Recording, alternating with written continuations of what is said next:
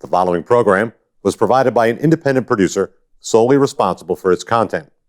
The opinions expressed do not necessarily represent the views of this station, its staff, board of directors, or underwriters.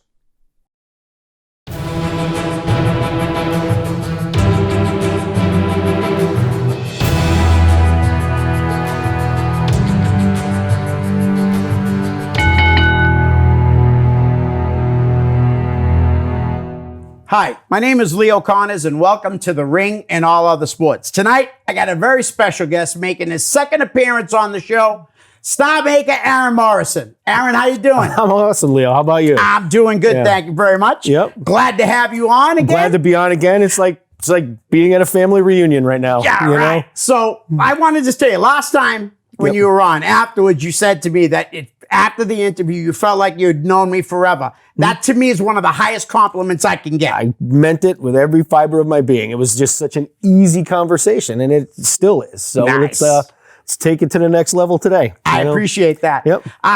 Before we get into wrestling, though, let's talk some hockey, because I haven't talked other sports lately. And, it is called The Ring and All Other Sports. There are other sports, yeah. So, but I think we should talk about the Bruins, because we're both huge hockey fans. Yeah, they're doing pretty well this year. I think the last couple weeks where they play a game and then get 5-day rest, and then, a couple games and a 5-day rest, that didn't necessarily help them.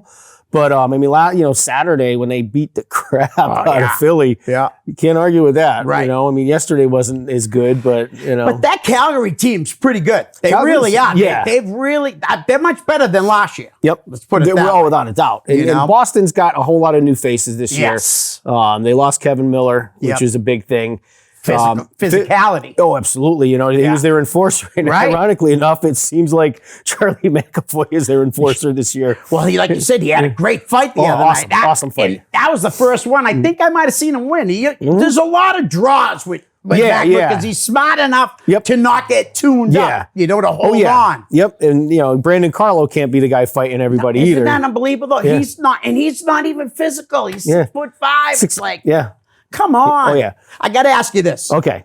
Big Z still playing. Yes. Okay. Got a fighting major the other day. Yeah? Did he really? Yes, he did. Oldest guy in NHL history at 45 to get a fighting major. Wow. Yep. I still think that the Bruins never should have let him go. Oh, no. I think if the Bruins would have offered him cheap money, he would have taken it. Oh, without a doubt. And don't you think if he was their 5th or 6th defenseman on your hockey team, he's got to be the best 5th or 6th defenseman in the whole league. He could have been essentially a player coach. Right. And like I said, he's making $795,000 this year. He's making the veteran minimum, and obviously there's going to be incentives and bonuses in that contract with the Islanders. Yeah. But they should have never let him go, because the D-Corps could have still learned a ton from him. Absolutely. And like I said, McAvoy I think is doing great. Grizzlick I like. I don't remember all the names this year because I haven't seen as much. It's tough, but I haven't been able to watch every game either. Right. But they're playing well. They're getting physical again, which I like. Even without Miller, they're still getting into the trenches and really just letting it go. And, they're definitely more physical than last year. Yeah. Because last year, remember in the playoffs? Yep. Who did we lose to? Was it Tampa? No.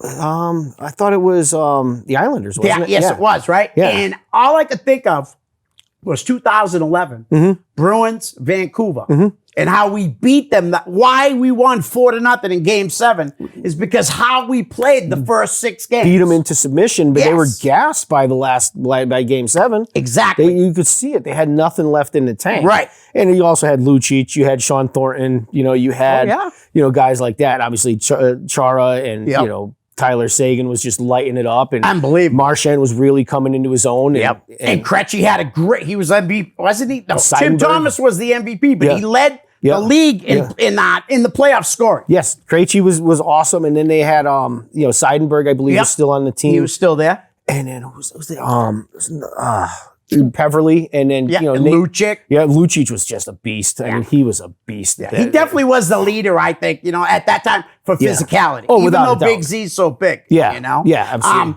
It's nice to see him though, back where he started. Yeah. He was drafted by the Islanders. Yep, and then he went to Senators for a while. Yep. And, he became their captain. Then came here. It was immediately given the seat. Yeah, which he deserved. Oh, without a doubt, he's one of those guys. He always kept himself in great shape. Yeah, no one could beat him. And No. what do they call that? In training camp, They did like, I don't know what they called it, but he like always would win it, whether it was pull-ups or bench presses. He always did one more than whoever was in the lead. Yeah. Oh, yeah. You know? Yep. He's an incredible athlete. All right, great, Aaron. Again, thanks for coming on. Man. This is going to be a lot of fun. I've been I got a waiting. bunch of fan questions. Okay, sweet. The first one from Kenny B. Dunn. Okay. Ask him about his time with Yankee Pro Wrestling, Top Rope, and whatever else they've been called, laughing out loud. What they call Whaling City at one point, too? Yes. Okay. Yes. So, your time with those companies. I'm not going to crap on them. Right. I mean, I didn't end my tenure there as great as I had at some other places. It kind of just stopped going and they stopped calling me. Right. But that was the proving ground for me. That was the first place that would book me. I remember my first match for them. My very first match for them was a show that a friend of mine and I promoted when we were in college. Okay. Raised money for abused kids. We wrestled against each other. Then I went back to training and I went back. I showed up one night and they were short a couple of guys. They put me in with the party man Juan King. So here you got this 6'3", 6'4" guy who's over like a ton of bricks, and me and my 5'5" or 6" on a good day, you know. And I wasn't as big as I had gotten at that point. And Juan was great to me. He took care of me in the match. I mean, he chopped me a couple times. Everybody liked chopping me for some reason. Probably because I'm so pale and it shows up immediately. That probably is it. Oh, I'm sure. But he gave me a lot. He gave me a lot of offense. And then at the end, we took it home. And afterwards, Joe Eugenio was the promoter at the time and asked me, he goes, "What'd you think?" He goes, "I think you need to keep booking him." Nice. And so I was always indebted to the party man over that. And, I had a lot of great matches with them. I had some other matches that weren't so great. Right. But I was learning. I was developing who I was going to be as a wrestler and partly as a person as well.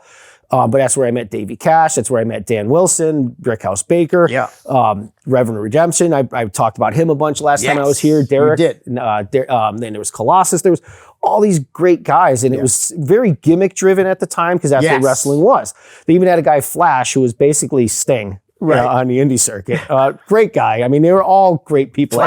Everybody treated me well. I got some of the hazing, but not a ton of it. Partly because I ran with Kevin Landry and Dean and Dave Liptak and Johnny Idol. Yeah. And all those guys were known as not people to trifle with. Oh, yeah. So Kevin was, I haven't seen him in forever. He'd be a good guest too. He probably would if you could get him to talk. He's a little bit, Kevin's Kevin. That's the easiest way to put it is Kevin is Kevin.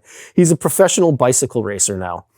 Really? And he can't get below 220 pounds. I saw him a couple months ago at his school. Yeah. And I was just, it was nice because I hadn't seen him in a while. We kind of drifted apart after I stopped teaching at the Combine. Like everybody does. Right, exactly. And he's still just big and, it's just the way he's always going to be. Right. But Yankee Pro was a blast for me. I mean, it was Yankee Pro your first match, it was not Whaling City. Nope, it was Yankee Pro all the way up until they split off into two promotions at one point. It was Yankee Pro and South Coast. Okay. And I stayed. Yeah, I stayed with Yankee Pro.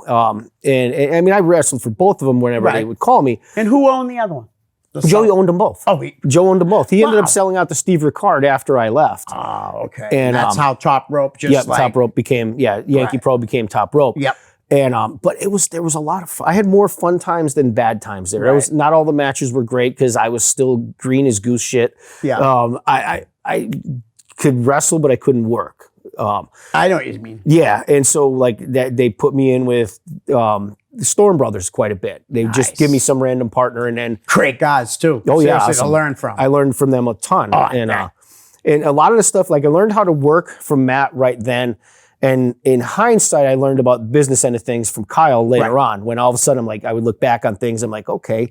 But I mean, I learned how to work from Kyle as well. And he loved the fact that we would be at the PAL and I would let him do the big splash from the balcony. He liked doing he loved doing that spot. And I was just like, don't land on my chest, please. Right. And, but then my first title was them. I beat Davey Cash for the YPW light heavyweight title.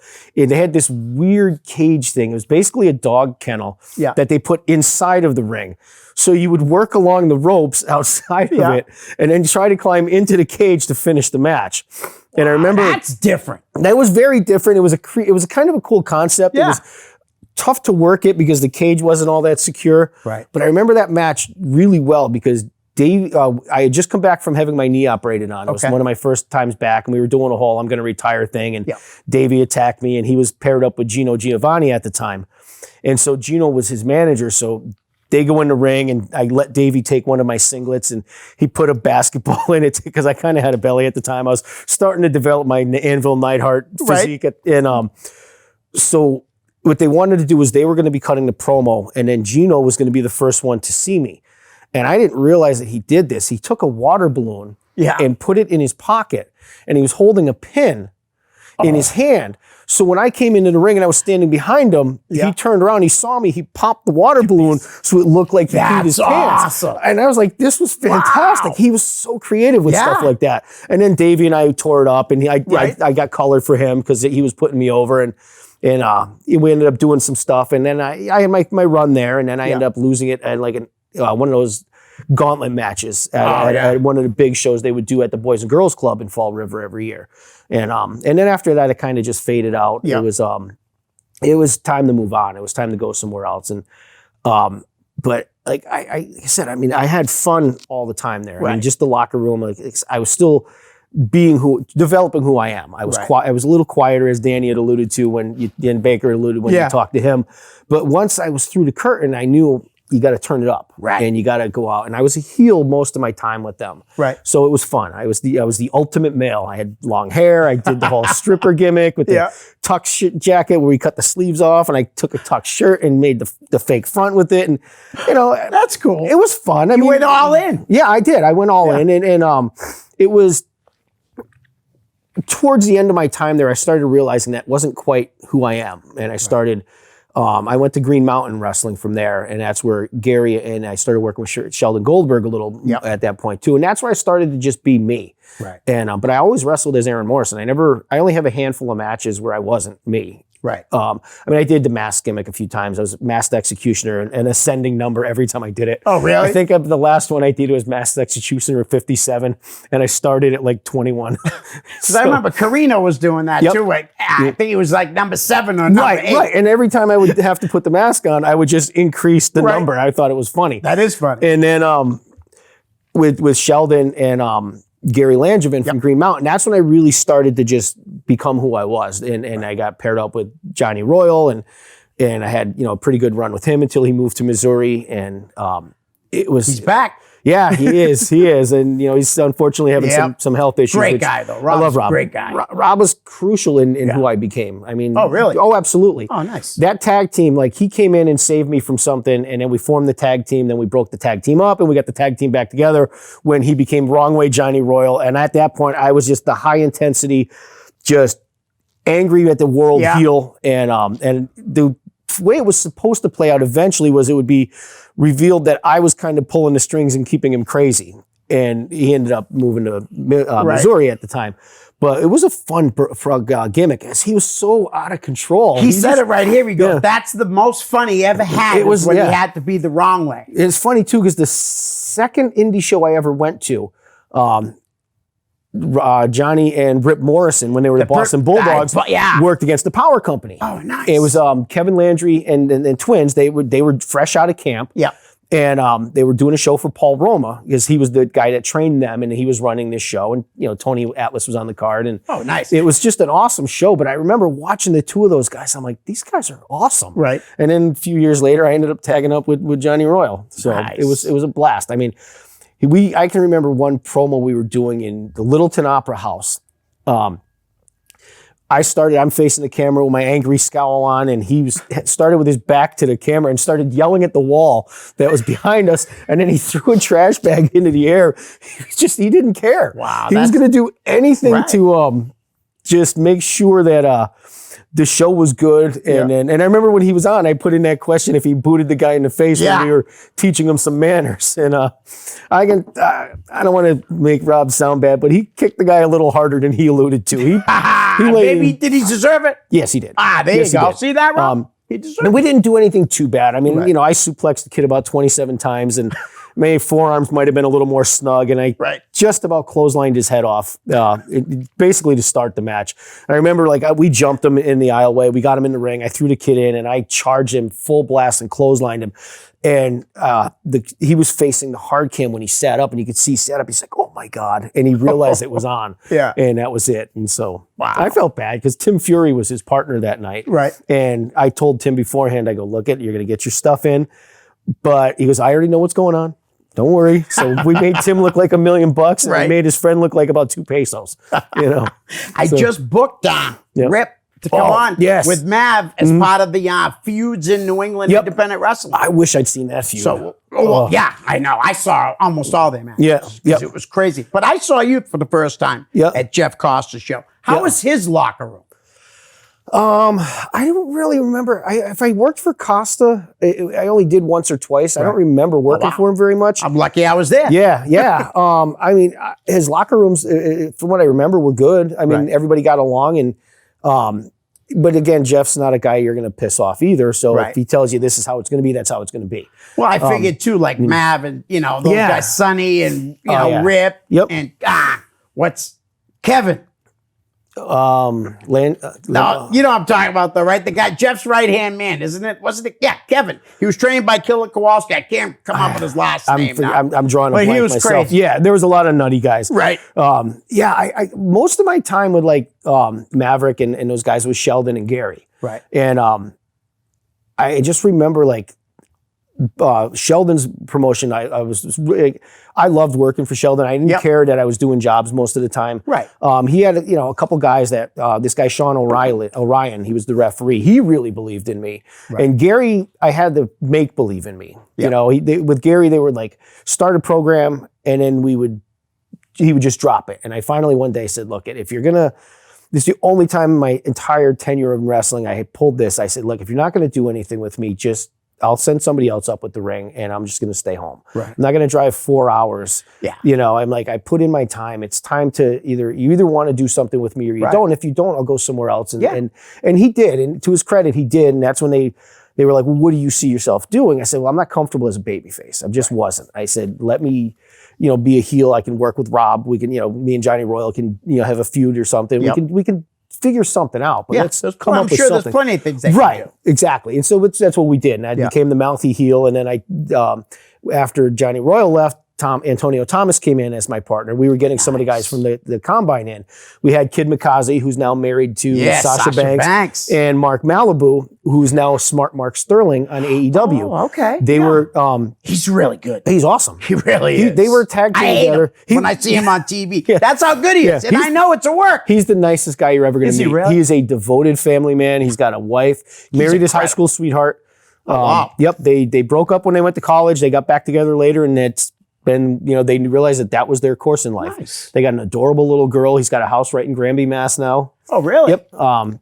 That's awesome, because he works for Beyond sometimes, too. That's where I've seen him. Yep. Like, the last 2 times I saw him, other than TV, was at a Beyond. Yeah, he's such a great guy. So they were brought in. They won the tag belts for a little while, and then Johnny Royal and I were supposed to take them from them. Yeah. Because they didn't want Johnny and I going after Johnny Idol and Mike Steele, because it was a heel thing. It never works. It's never a great feud. Yeah. And so they put him on Mark and Surratt, and then we had some stuff. We were going to probably bounce it back and forth for a little while, and then they ended up closing up the promotion. But it was just a blast. I mean, Tom and I had a good time with that. And then we went, at one point, we were Green Mountain Tag Team Champions and Cyberspace Wrestling Federation Tag Champion in New Jersey. Billy Firehawk. Every gimmick was a stolen thing from WWE. Right. We had Billy Firehawk. They had Jackie Dreamer. Wow. Ice Cold Brian Austin. We got to do I'm going to bring you back. Did you work for them a few times? Twice we worked for them. Yes. We could probably do an episode on that guy, because I've heard his shows were crazy. They're like 1 million people. He paid us really well. They drew really well. Right. But it was just so weird to be standing next to a guy who didn't even wrestle, but he was the commentator. Yeah. But he was Ice Cold Brian Austin. He would and they would always do a thing. They would be filming because they had their internet show. They were one of the first guys with a really good internet show. Right. And he would come storming through the door. He would throw his bag down. He'd have on the jean shorts, the high-tech boots, and a leather vest. and he would go, and shaved head head and the goatee. But I mean, they stole like every gimmick that was popular and just put a different name on it. You know. So, Did you see? I think Top Rope used as a kid. He's like the ring crew guy, but he every once in a while he comes into the ring as Austin, and he's like tiny. Oh wicked yeah, cool guy. Oh yeah, absolutely. I can't remember his name. That. I'm sorry, bud. I know you watch the show. Yeah. And I want to get him on one of these Oh yeah, days. I can see them doing that. I mean, Steve runs a pretty good show. It's Right? still Oh, he entertaining. definitely does. You know, he's got some good workers. Oh out yeah, there. he does. He definitely. And I'm glad he stuck with it. You know, Yeah. he was a guy. He's like Tanya promoter. Cornell. Yeah, he started off as the camera guy. Wow, And, I didn't know that. Yeah, he was the guy filming all the matches, and it was funny because if he sold your matches, he would give you money. Like Kevin Landry one day. That's got to be the only guy I've ever heard of that would do that. Yeah, exactly. Tanya used to give us our stuff for free. Oh, okay. Yeah. So that was like the trade-off. She Cornell? Yeah, Is that Tanya what? Cornell. Tanya- yeah, great great kid. cameraman. Yeah, Great cameraman. Super Girly. talented with all the video stuff, and just a great kid as well. Right. You know, I don't know her very well. Yeah, I call her a kid, but she's a few years younger than me. She's Right. definitely she's not a kid. Right. But she's, I see her when I do see her. I see her with Christine Coons, Yes. who I've known forever. Right, her and It seems Christine like are I've always known forever. they're super tight. Definitely. But Steve would do that. I remember we showed up at a show and he comes over and he hands Kevin Landry like $40. And Kevin's like, "What's that for?" He goes, "Oh, I sold a bunch of your matches through my business, so there's your cut of the money." So I'm like, "Well, how much did he sell That's those? pretty cool. How much was he putting those tapes together for if he's throwing you $40 for it?" Right. But it was cool, and he did that. Yeah. I always liked Steve. I always, Right. I I don't know him very well. I did. I always liked Steve. And when he took over Top Rope, and like I said, to me at that point, there was just not a spot for me. It was time to move on. Yep. And nobody, you'll never get me to say anything bad about the place because But you worked a lot of places. I did. You know, because your personality, though. that People, and- yeah. your talent also, but Right. your personality. You're a nice guy. Right. And I feel fortunate. Like one of the best compliments I ever had is I don't know of anybody ever walking into a locker room, looking at the list going, "I got Morrison? Oh, crap." Nobody ever said that. They knew Right. they're going to get, I was going to work as hard as you and probably harder. Right. So, but it was fun there. I mean, that's the thing is like, once we got the ring and started doing the ring business, now it became a little more business-like. And so that's part of how I got to wrestle for so many different places was I'm showing up with the ring. Okay. Right. Me and my guys, we get a tag match on the card. That's Nice. part of it. And so, but every ring crew did that. So Right. it wasn't like we were using it. We used it because of the school. Yeah. But it got a lot of guys opportunities. It got a lot of guys seen. And then that was part of where the Star Maker thing came from. Right. Was that I was taking guys around and all of a sudden they're getting booked without us. And I'm like, see, everybody becomes a star. I was like, I wrestled the Iron Sheik, and next thing you know, he's back at WrestleMania in the Gimmick Battle Royal. Nice. Antonio Thomas was my partner. Next thing you know, he gets signed. Yep. Romeo Roselli, I worked with him a lot when he was pretty new and helped him get confident and become who he was going to be. So Surratt was an They indie were a darling. great tag Oh team. yeah. And so, Kid McCausey was an indie darling forever. Yeah. It took Mark Very Sterling. talented. I mean, he yeah. really, at one point, he was definitely one of the best workers Oh, absolutely. in New England. Absolutely. And if he wanted to, he still could be. Right. But he's a costume designer Yeah. for WWE now, and he gets roles in like indie movies and things like that. Oh, that's So cool. yeah, he's doing pretty well for himself. Nice. And, there's not a lot of Got a hot wife? Oh yeah. Who's one of the greatest women wrestlers in the world. without a doubt. If not the best. Yeah. Really. I think she's definitely, there's a reason Triple H put a picture of her with hashtag Ring General after Right. WrestleMania. Yeah. So, yeah. And Bailey, too. Oh, yeah. Those two are just, and went against each other. The matches are just They were great. incredible. Actually, my favorite right now is Asuka. Oh, I've always loved Asuka. Yeah, I think she's great. Yeah, she is good. Yep. She's she just got that, and they all have that it factor, every Right. one of them. There's any one of those girls like from Charlotte all the way down to anyone else on that women's roster Right. could be the main event and Absolutely. it would be a match I'd want to watch. Me too. So, All right, so this is a great question from Sean Smith. okay. My second match in the business was with Aaron in 2003 at an outside event in the park in Everett, Mass. Where does the time go? Do you have any recollections of that match with I do. Sean? I do. Nice. I remember it was a pretty solid match. It was an outdoor show run by Sam Amato, Okay. who wrestled as Makua. I know good old Sam. Yep. Yep. My radiator on the ring truck popped a hole in it on the way there. Oh. So we got the ring there. We set it up. I remember when I was wrestling Sean, I think it was a tag match, but I could be wrong. Okay. I just remember it was like we went out, it was hot and we killed and we tore it up and there was some kid in the audience asking me why I was so fat. And I told him, because your mom's a good cook and she doesn't let me skip meals. Nice. The next thing I knew, I'm standing there. I see like 4 kids like making a circle behind me, like they like kind of creeping up like they were going to do something. I turn around. I'm like, can I help you guys? They're like, oh, and they took off. So I think they were going to try to jump me. That's hilarious. Yeah, I just laughed it off. Quick-witted heel. Oh yeah, absolutely. But that was my thing as a heel. It was almost like stand up sometimes, and that was one of my standard lines, because I was chunky, and everybody, why are you so fat? Sorry, your mom cooks, so. She doesn't make me skip a meal. No, exactly. Actually, I think the funniest thing I ever said, I was in Pawtucket doing a show for, who was it? I know Jose Perez was involved in it, okay, in his whole crew.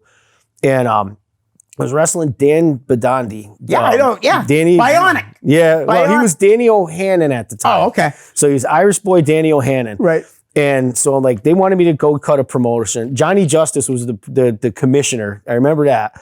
And so they wanted me to cut a promo and get some heat. So I got in there. I talked about how, they mortgaged their house once to try to get enough money to bring me in. And then they mortgaged it the second time. And then he offered me his car. I finally said, okay, I'll come in. This is what it's going to cost you. Cause I'm better than you. I'm better than you. And some lady in the audience was just like really going crazy. Like had her kid tucked in her arm like a football, which happened in Newport a lot to Mike Steele. Yeah. And she was just going off. And really I'm like, kind of offended by your language, Right. Finally, I said, listen, honey, I go,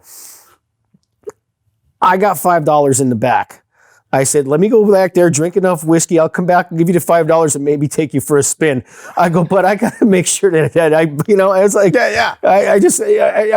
I don't remember exactly, but I remember that. I was like, I got $5 in the back. Let me drink enough whiskey to make you tolerable. I'll come back and give you a try. Right. And she was like trying to climb over the barricade to get after me. I love it when the fans get like crazy. I loved bringing them in. I love bringing them into it. And that was the big difference between me and Kevin Landry.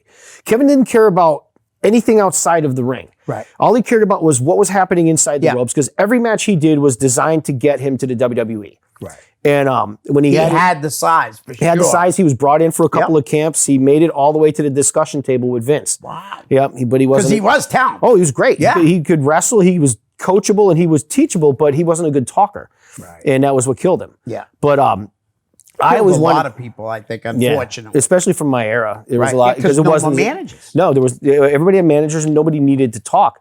But that show was just a riot to me because I think I got like $20, right? But so I mean, I guess the guy's house wasn't worth very much if he mortgaged it 3 times to give me $20. Oh, that's funny. But it was. I always tried to draw the audience in as a heel as much as I could, right? And because they may not remember how much any move I did, but they're going to remember if I acknowledge them.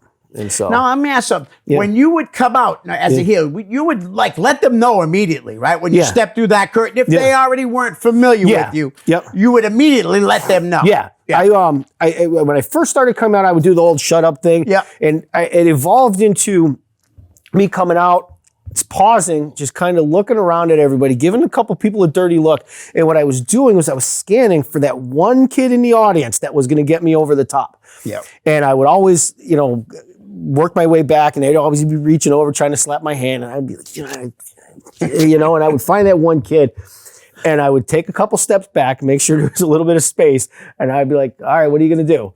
And I would always and then I would focus on them for a good part of the match, and that would draw them in, and that would get the heat going for the rest of the audience. Because I realized there was enough guys that were screaming and yelling, and Maverick as a heel was amazing like that. He was just just so loud and boisterous, and you can't have everybody be the same. You have to have different flavors of ice cream. Right. I was a little more vanilla to his Rocky Road, but it worked. Right. So I loved it. I mean, I wasn't comfortable being a baby face until almost till the end. Really? Yeah. Wow. Yeah. When I was working for his place, the Ultimate Wrestling Dynasty. Yeah. There's a bunch of kids. They were wrestling in their backyard. They hired me to train them all. Yep. Everybody crapped on him when I was training them. And then you're training them though. That's the... Yeah. But by the end, all the guys that were crapping on him wanted to come work for us. So I must have done something right. But it was a great promotion. It was a kid, Brendan Sullivan. He's the most honest person I've ever met in the business. Without a doubt, one of the greatest businessmen. Right. He never lost money. There was only, which is rare. Yeah, He paid me. When they asked me to train him, I gave them a ridiculous price for a group rate every Saturday. They went out, they bought a ring in a warehouse, so I would have a place to train him, so we didn't have to use Kevin's stuff. Wow. Plus, he was running a show every month too. Never missed a payment. Wow. Every week, and I would always tell him, pay me at the end. Don't pay me at the beginning. Pay me at the end of class. Make sure we get through it, and everybody, you feel like you got your money's worth. Right. But he, like I said, he never lost money, and we never brought in any TV names. We didn't do anything like that. We got we didn't have as many indie darlings as we could have, but we had Bobby Ocean and Dan the Man came in, and him and I. Slick. Oh yeah. Usually, because I usually see Slick when I see Bobby. Oh yeah, absolutely. No, Bobby came in with Chris Camaro. Oh, okay. Chris actually brought in a lot of the guys, and it kind of helped us elevate the show and make it better. So we had these guys working with the kids that were, brand spanking new, and it made everybody better. Right. And I will say, like, they weren't the most talented bunch, but they worked harder than anybody. Everybody came in every week, and they just, anything I told them to do, they did. And when it came time for shows, Brendan would give me the card. Everybody thought I was the booker. I was the agent. He would give me the card. Help everybody put their matches together. He'd give me the card. He'd go, okay, put some finishes together. And so that's what I would do. I would be like, okay, this is what you guys are going to do. This is what you guys are going to do. To keep it different. Right, exactly. And so that's where, we kept it going. And it was a fun place to work. I mean, we had a really, really good cult following. Right. And I came in as a heel. I put together a group. And then when I lost the title back to the guy who at the time was the most over babyface, I snatched it from the referee. I didn't tell anybody I was doing it. We knew the group was breaking up, so I decided I was going to turn myself babyface. And then I handed it to the guy, shook his hand, and then of course the other guys came in, and then they jumped us, and and that turned me into a babyface. And that was when I realized all I had to do was what I wanted the babyfaces to do for me when I was a heel, and that was it. It's not rocket science, right? And so. My matches, for the most part, were the same. I spent most of it getting beat up. As a heel, I'm a chicken shit. Yeah. I'm running, you're beating the crap out of me. I cheat to get over. As a babyface, you're beating the crap out of me to draw the sympathy from the audience for me. And being smaller, it made me relatable. So, Nice. Yeah. All right, Mike Jazz. Do you have a favorite Dr. Heresy match? Anyone that I was in. Yeah. The hardest part. Always fun? Oh my God. The hardest part about, I equate Doc with Chris Farley, not physically or anything like that. But if you watch old Saturday Night Live sketches, they had trouble keeping it together when you worked with Farley. And Doc was so boisterous and over the top, and not to mention a solid worker to boot. Right. But he would just get you going, and you would have to keep yourself from laughing in the middle of the match. It was not easy sometimes. And he was definitely like just a smart businessman, great, like I said, smooth as ice in the ring, and just. But you would have so much fun. He was like me and Johnny Idol, where you'd be working a hold and they'd be joking around, like trying to make you laugh. And so, yeah. I used to love when he'd always come, oh, yeah. Yeah, exactly. That was immediately. Yeah, and it worked. It was, you look at it, you're like, what the hell does it mean? Oh, yeah, but it's, what are you, a Kool-Aid man? But, I'm hoping to go see him this Wednesday night as Davey Cash and Shay, and they're running a show again in Fairhaven. Yep. And Shay told me today that it's Big Scott Ashworth versus Dr. Harrison. That's going to be awesome. So I told Sonny, I'm like, we got to go to this. That's going to be awesome. Yeah. He said he had to check with Betty. Yeah. But I think Betty's a lot like my Maria. Oh, you want to go somewhere? How far is it? Sure, you don't want to go farther? Yeah, right. Have a nice Maybe you should get hotel rooms. Yeah, you and Leo can stay down there for the weekend. Right. Betty was a true road warrior, too. I love Betty. She's awesome. Yeah. We went to see Tesla recently. Oh, okay. And we had so much fun. Then I took Sonny to see Blue October. Yep. We did the sound check experience where you got to meet the band. Oh, cool. Ask questions. You got a signed poster. They played 2 songs. Yep. I mean, have you ever heard of Blue October? Yes, I have. Yeah, that's one of my favorite bands. Yeah, I just love them. I got that same thing. My wife bought me that with Bowling for Soup a couple years ago at the Brighton Music Hall. Right. We got the VIP passes and stuff. And so I have my own personalized guitar picks. And so I brought them for the guys. And I walk up. Cool. Yeah, so I go over. I go, hey, listen. I just want you guys to have these. I go, so when you go back to Texas, you can tell your friends you met Aaron freaking Morrison. Nice. And then, the bass player gave me one of his. And it was pretty cool. Yeah. So that was one of the best experiences I've had in anything. Yep. Even, meeting wrestlers or anything. Just to meet a guy that, like, every time he sings, I feel his emotion in me. Right, It's just, I just love the guy.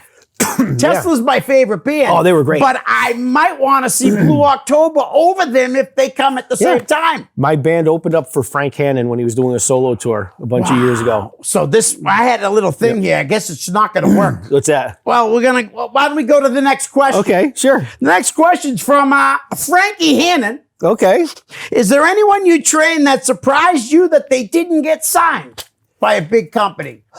There's a few of them. Marshall McNeil for sure. If they, like I said, he started off unathletic, became the best manager, one of the best managers Easily in the area. one of the best. Him and Joey Eastman, to me, like 1 and 2. Yep. And then turned into a hell of a Sean wrestler. Gorman too. Yes. Sean yes. Gorman too. There's a lot of them. Yeah, I mean, and what's Adam Barisano? Was pretty good too. Yep. But Adam he just was so smooth at everything, like in the ring. And Mikaze, I thought would have been signed or could have been signed to AEW if he wasn't married to a top talent in WWE. I'm surprised I wonder if he has wrestled for them. Like, you know what I mean? Like, I wonder if he brings his gear. He's at work. Maybe. I'm sure. Like most wrestlers would always bring their gear. Probably has done some dark matches and stuff. But he was so smooth. Good, man. Him and Julian Stott, to me, are two of the best wrestlers. I thought that, all of a sudden, Julian, because of an injury, Mikaze, I don't know why, but now he's working, like you said, as a costume designer. I think with Mikaze was his size. Right. I mean, if he was a little bigger, it would have been a little no-brainer. Yeah, because we've all seen. I mean, they'll bring in smaller guys at WWE and they'll get a push for a little while, and then Vince abandons it. Right. Unless you're Daniel Bryan and yes, kicks that door down. Exactly. But even that, you think about it, he jobbed out to Kane on WrestleMania in 3 seconds once. Yep. Yep. So, it's the land of the giants, unfortunately. And I think that, Aaron, when they were calling him the B player, I think they really meant it. Do you know what I mean? Oh, yeah, absolutely. He was like, all right, I'll show you different. Yeah, and the fans were like, he is not a B player. No. And he isn't. No, absolutely not. And that's one thing I'm liking. I don't watch a ton of wrestling anymore on TV. That was going to come up later, so that's cool. We'll skip that. Yeah, I when I do, a lot of times I'm watching, like lately, it's been all Nick Bockwinkel. Oh. I'll get on YouTube and one of the smartest men. Oh, without a doubt. In professional wrestling history. I think he's top 3 performers of all time. Oh, yeah. He's great. It's going to probably piss a lot of people off, but I think he was better than Flair. I think he was more versatile than Flair. I think that his matches to me were more creative. And the word on a lot of the rumor mills was that the reason he didn't get Flair's spot was because he wanted to stay in the AWA and have less of a travel schedule. Right. And Flair, they definitely had the least out of the big 3. Absolutely.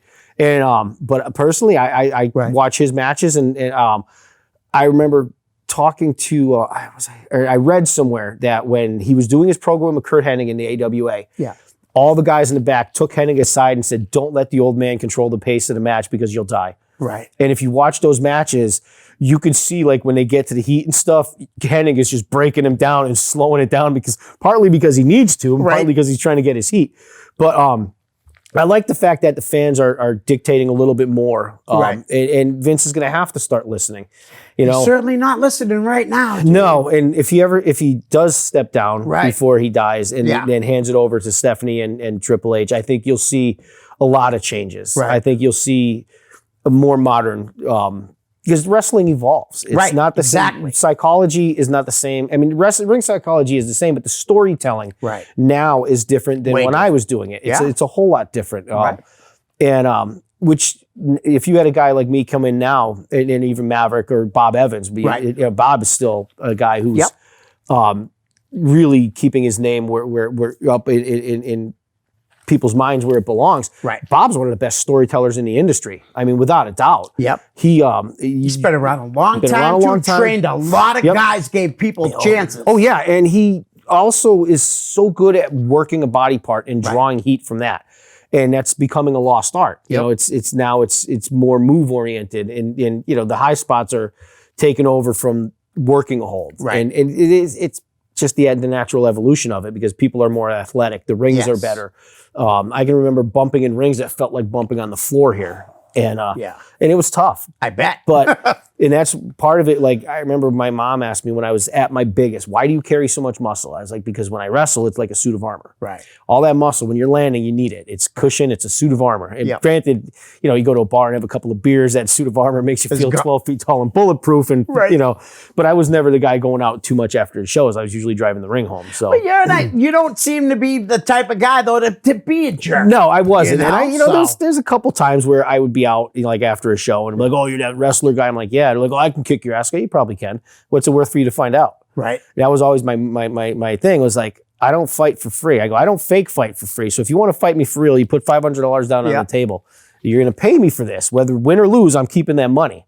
Well, what if I take a poke at you anyways? Well, then you're going to find out if you can win the fight or not. Yeah. I go, but how bad do you really want to find out? Right. And, that's good. Yeah. And that would usually and at that point, everybody else would be around and I would get out of it. But, it is what it is. I mean, there's always those people that they'll call it that fake wrestling stuff. And many people are like that. Yeah. I'm like, go ahead.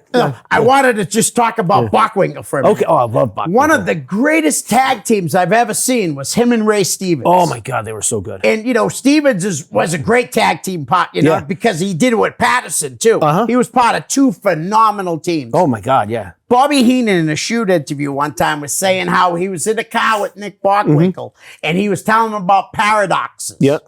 And then from there, he went to talk about watches. And Bobby Heenan said, hey, jerk, I'm still trying to figure out what a paradox is. Oh, yeah. Because he just was so intelligent. Yep. That. He could talk about anything for extended periods of time, and he's well informed. And his promos were awesome. They were great. They really were so different than anybody else. No screaming, no yelling, just this articulate, intelligent guy. Pretty much telling you, I'm going to beat this guy up, and there's not much they're going to do about it. Right, and you knew, like you said, as he started, you knew he was smart. Oh yeah, he'd throw out the big words, and I don't even know what that means. Exactly. Ask me, I still get a dictionary, and English was my best subject in school. So, all right, next question is from Jeff Keith. Okay, how about the other way? Surprised that they got as far as they did, and that's no need of shitting on somebody. I'm just Were you surprised how hard they ended up working and that they made it? I'm going to tell the story of Evil Nick. Okay.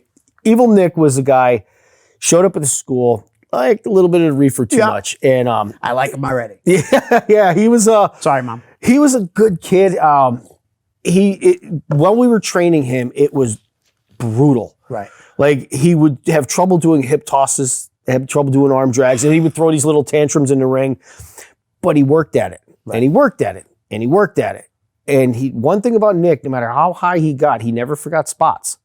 You could call a 20-minute match, and if you forgot anything, he would tell you where you were supposed to go. Oh, wow. And he got a lot of work for a little while. He was, he had his own issues, and, that kind of got in his way. But I can remember working, Antonio Thomas and I worked against him and this guy, Danny Diaz.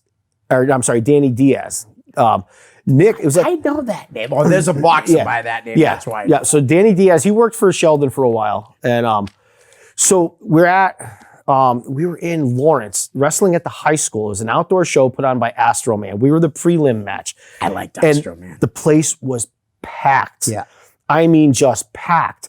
They send out.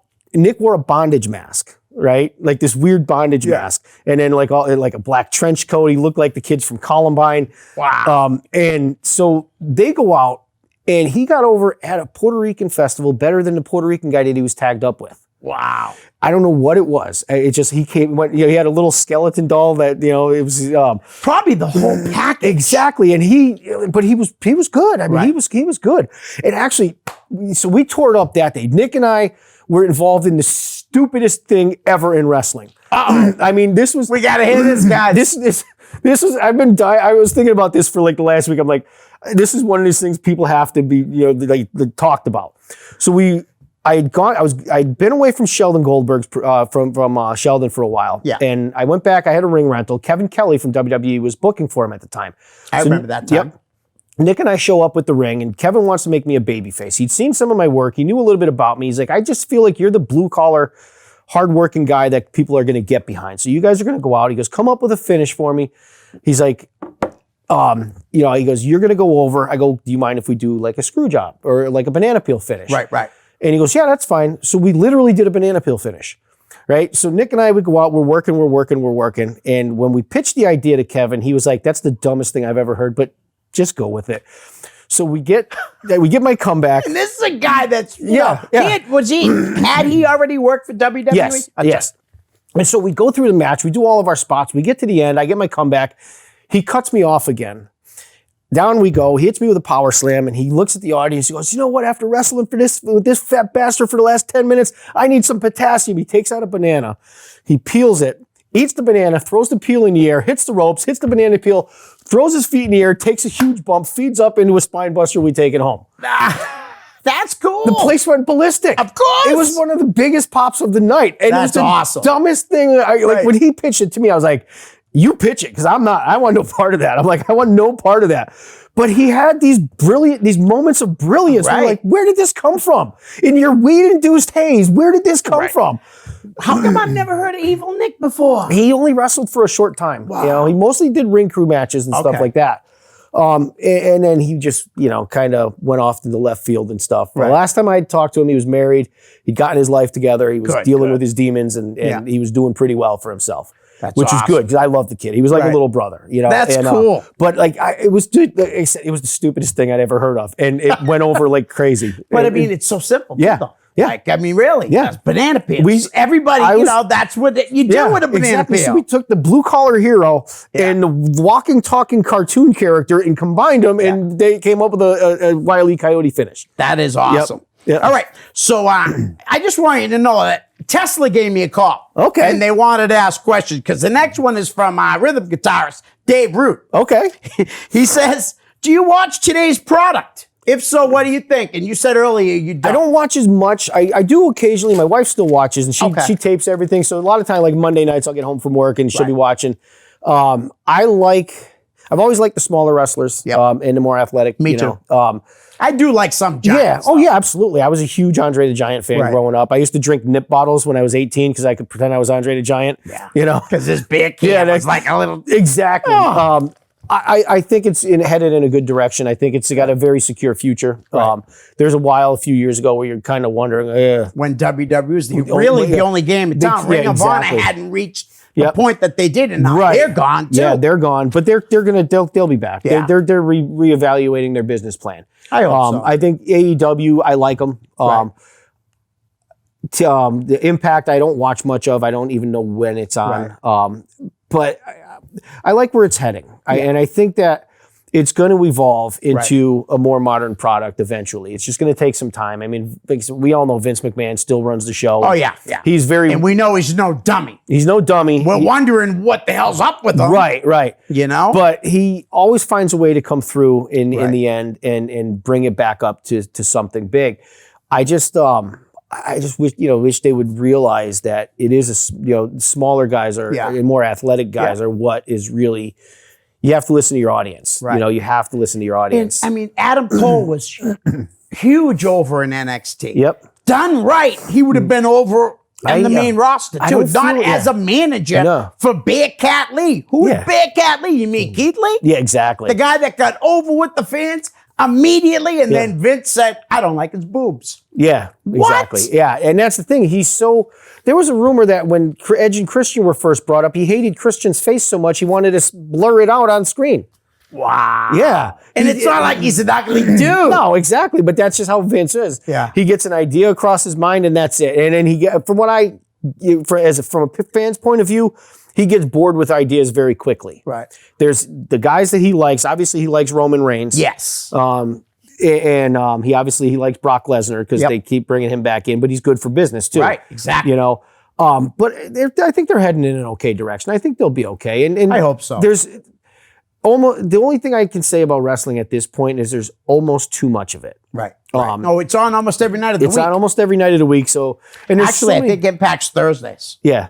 So it is on every night exactly. of the week. But there's so many wrestlers. There's so many promotions. There's so many schools now. When I started, you had to know somebody to get even a meeting with a promoter. Right. To get to a school, you had to know somebody to bring you in. And Now it's so easy. yeah, right. The internet is the best and worst thing to happen to it, I think. Because now everybody thinks they're an insider. They all talk. I've had guys and tell promoters try to use that to promote. Yeah. It's like you got to get 50 people there if that's all you promote is on Facebook. Exactly. You still got to flyer the town. You still got to have your wrestlers, asking their friends and family to go. And it's, if you put on a good product, your audience will grow. Right. And so that's, but what I do watch, I'll watch Asuka matches. Yeah. I love the 24/7 title thing. That Me they too. do. I love that. I love R-Truth. Yeah. And now Reggie, who's so athletic. Oh yeah, he's really good. I mean, it's funny. Yep. Drew McIntyre, I think is definitely got something. Yeah, but I'm a big Kevin Owens fan. Yep. Big Kevin Owens I've always fan. been a Kevin Owens fan. That's kind of the style I wrestle too. Because I can relate to him. Right, I'm exactly. not in shape. You know what I mean? No, but that's kind of the style I wrestled too. Right. Just that smash mouth, get in there and work hard style. So Right. he's probably, out of all the guys right now, probably the one I like watching the most. All right. Awesome. Brian Wheat, the bass player, wants to know, what's your favorite rock bands? I think he's looking for you to say his band. Well, if Brian, if you're watching, let me say, first off, you were a huge influence on my bass playing. Oh, cool. I saw Tesla opening for David Lee Roth at Springfield Civic Center right after Mechanical Resonance came out. Wow. Now, was that 86, 87? Yeah. Right? Yeah. Wow. And I've been a huge Tesla fan ever since. Like I said, we opened up for Frank when he did a solo tour. That's really cool. He was a super nice guy to us. He treated us Seems really like well. a great guy. Yeah, I would have to, I don't have, obviously my all-time favorite band in the world is Kiss. Nice. That when I was 7 years You old. were Rich Palladino. Yep. When I was a little kid, my babysitter brought over Destroyer, and that was it. But if I was going to go top 5, Kiss, Bowling for Soup, Tesla definitely. Because the albums are great. The live shows are always phenomenal. And they put out 2 cover albums too. Oh yeah.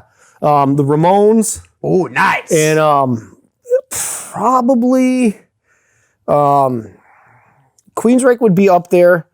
I like Queensryche. Yeah, I'm a huge Queensryche fan. I like Rat too. Yep. I always loved it. That was my favorite band for a long time, Rat. And then lately I've been into a band called Life, Sex, and Death. Ooh. They were they had one album in '92. What is it called again? Life, Sex, and Death. Okay. The album's The Silent Majority. Their gimmick was that the singer was a homeless guy. Okay. And it's a schizophrenic masterpiece. I got to check this out. I'll go from Mechanical Resonance to The Silent Majority and then Destroyer constantly. I think those albums just are always in my rotation. Yeah. So Destroyer, I had that album too. I think it was the first album that I got from my brother. Yep. You know what I mean? Oh yeah. It wasn't the first album. I'm pretty sure the first album I bought was either Styx. Yep.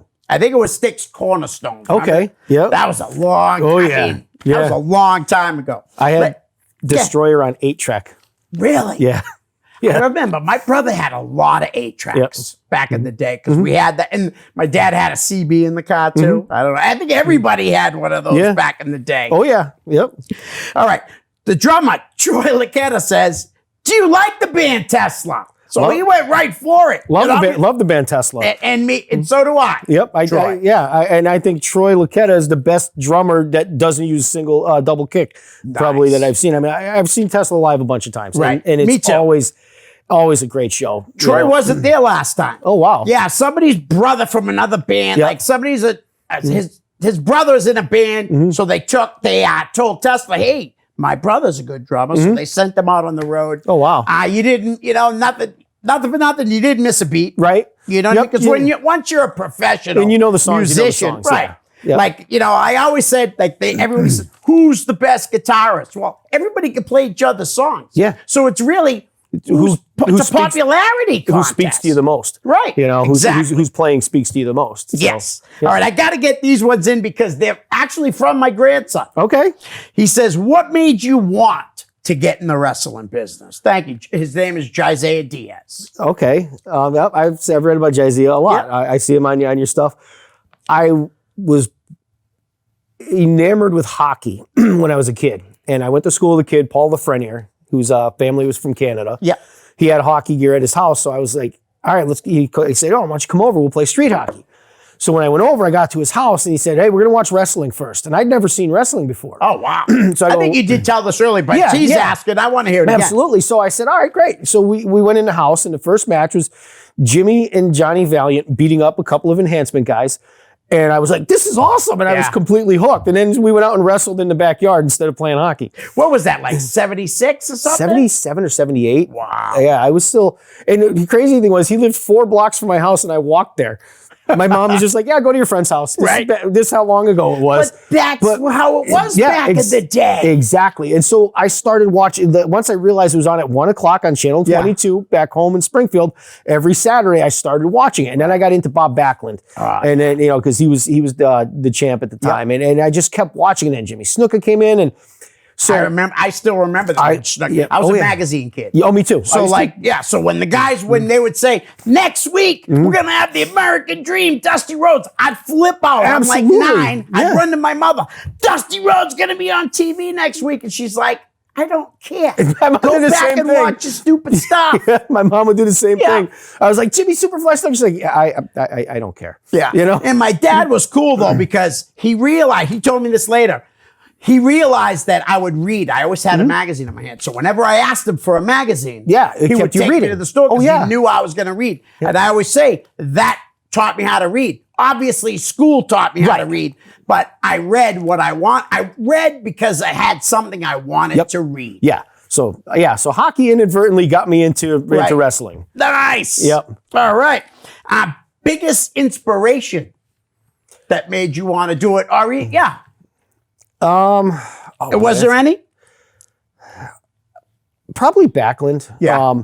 Just because he was he was just such a great, baby face. He's American. Right. He's the all-American guy. Just American, all-American boy. Right. And so just the guys on TV kind of inspired me to want to do it. And then when I got older and I started reading the magazines more, and like when Kevin and the twins were training with Paul Roma, I was like, I think I could do this. Right. I started reading the magazines, the top 500, to see how big the guys were listed as. Even though a lot of it's a work, there was still, there's Jushin Liger, 5'7", 200 pounds. I'm like, well, I'm 5'6", and I'm closing in on 200. So that was what really kind of got me to push. Right. And then I had a friend when I was in college. We were doing a radio show. We promoted a show to raise money for abused kids and stuff. Oh, nice. And so Kevin and the twins trained us for like a 2.5-minute match, and we were going to be Chip and Dale, the Ultimate Males. He blew his knee out, never came back, and I just kept going with it. That would have been a great gimmick. It would have been awesome because he was more of the Chris Farley. I would have been more of the Patrick Swayze. We were going to kind of spoof that Saturday Night Live sketch. I remember first time I ever seen Bob Evans, right? It was at the Hudson Lions Hall, and you must remember, he was set for Bob Evans with the disposable camera. Yes, and then he was the main event Bob Evans. He had a lot of great ones. Yeah, but that's the first time I saw him, and I thought it was so great. He'd like lean on the ropes, take a picture. Oh, yeah. And then he'd go to do it again. He'd slip off the ropes because he was a heel. Oh, yeah. And everybody would laugh at him. Yep. Yeah, Bob is a very talented guy. We got 1 minute. I'm going to All throw a name at you. All right. I know you're friends with him, and I want you and him to be part of my tag team thing. Hammer Tunis. Hammer Tunis gave me the best 4 years of my time. He was 2-time All-American amateur wrestler in high school. Brilliant promoter, brilliant booker, and just a great all-around friend. He was one of the groomsmen at my wedding. Oh, nice. Yes. Nice. He is very talented. Oh, yeah. But I had no idea he was a high school great wrestler. Because I come from Lowell, and Lowell High's always been known for their wrestling. Yep. You know, George Bossy. Let's get one more in. So who else we got? Brett Hollister. Hollister, another one, dude, just a natural, just an all-natural from the word go. From the beginning of his training, he just had that it factor. Johnny Vegas. Didn't work with him much. Okay. Decent enough guy. The couple times I met him, he was always treated me really well. Nice. Mike Hollow. Love Mike Hollow. I posted a thing about him when he took over at that school for Chaotic again. Yes. Always treated me with utmost respect. He asked me for advice at a show. Nice. So, that's really cool. Yep. Aaron, thanks for coming on. Thanks for having me. We're going to do this again. Oh, yeah. All right? Yeah. Guys, we're out. Peace. Hi, guys. I hope you're enjoying the show. Listen, I could use a little help to grow my YouTube channel. So if you could please like, share, and subscribe. That's most importantly, subscribe. Send me a direct message, and I'll give you a shout out here on the show. My YouTube channel is real simple. It's just my name, Leo Connors. Thanks in advance. Peace.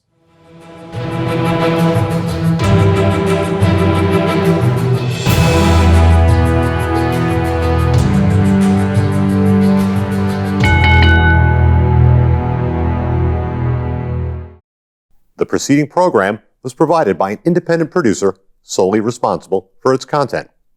The opinions expressed do not necessarily represent the views of this station, its staff, board of directors, or underwriters.